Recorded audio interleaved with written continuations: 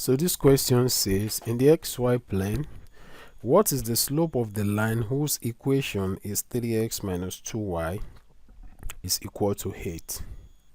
So to determine the slope, you don't have to plot any graph. All you need to do is to write this line in slope-intercept form. So recall that the slope-intercept form of a straight line is given by what? Y is equal to what? Mx plus c, where m in this case is the slope and c is the what? Y what? Intercept. Y intercept as in the value of what? Y when x is equal to 0. So that is what I mean. All right, so the next thing is for us to rearrange these equations such that it will look like this. So we are given 3x minus 2y is equal to a, so we have 3x minus 2y, right, is equal to 8. So my interest is I want to make y the subject formula, so I can move this out here. I can write what? 3x minus 8 is equal to what? 2y.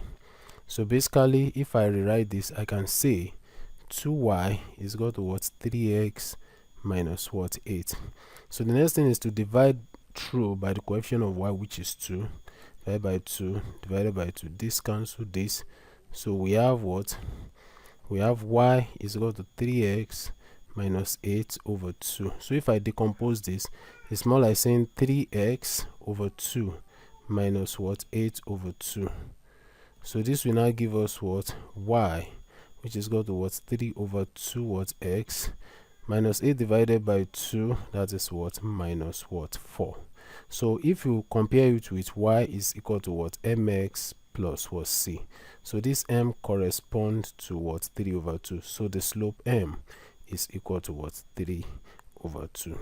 So looking at the options we have here, right, the correct option to this is this option, 3 over 2. I want to believe this video has helped someone. Thank you for watching.